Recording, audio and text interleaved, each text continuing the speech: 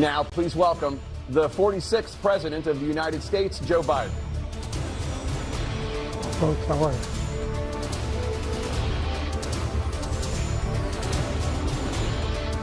Great to be here. Thank you. And please welcome the 45th President of the United States, Donald Trump.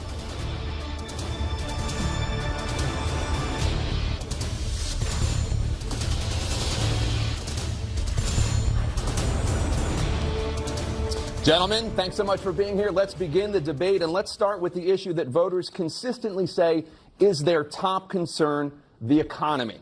President Biden, inflation has slowed, but prices remain high.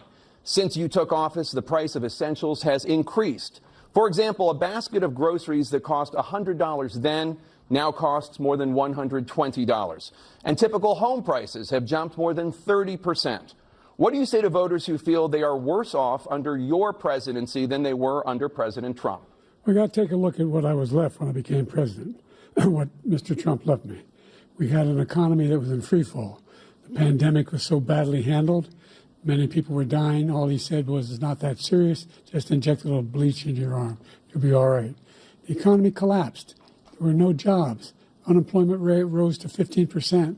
It was terrible. And so what we had to do is try to put things back together again. And that's exactly what we began to do. We created 15,000 new jobs. We brought out the position where we have 800,000 new manufacturing jobs. But there's more to be done. There's more to be done. Working class people are still in trouble. I come from Scranton, Pennsylvania. I come of households where the kitchen table, if the things weren't able to be met during the month, it was a problem. Price of eggs, the price of gas, the price of housing, the price of a whole range of things.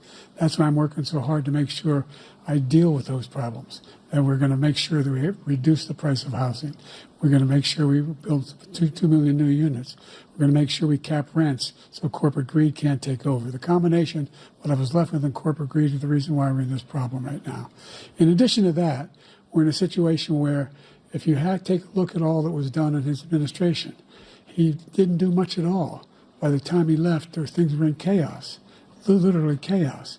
And so we put things back together. We created, I said, those jobs. We make sure we had a situation where we brought down the price of prescription drugs, which is a major issue for many people, to $15 for an insulin shot as opposed to $400. No senior has to pay more than $200 for any drug, all the drugs they can include beginning next year. And the situation is and we're going to make that available to everybody, to all Americans. So we're working to bring down the price around the kitchen table, and that's what we're going to get done. Thank you. President Trump? We have the greatest economy in the history of our country. We have never done so well.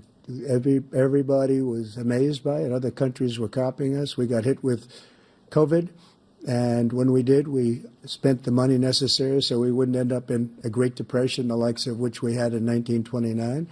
By the time we finished, so we did a great job. We got a lot of credit for the economy, a lot of credit for the military, and no wars, and so many other things. Everything was rocking good. But the thing we never got the credit for, and we should have, is getting us out of that COVID mess. He created mandates that was a disaster for our country. But other than that, we had given them back a country where the stock market actually was higher than pre-COVID, and nobody thought that was even possible. The only jobs he created are for illegal immigrants and bounce-back jobs, a bounce-back from the COVID. He has not done a good job. He's done a poor job, and inflation's killing our country. It is absolutely killing us. Thank you. President Biden? Well, look, the greatest economy in the world, he's the only one who thinks that, I think. I don't know anybody else who thinks he had the greatest economy in the world.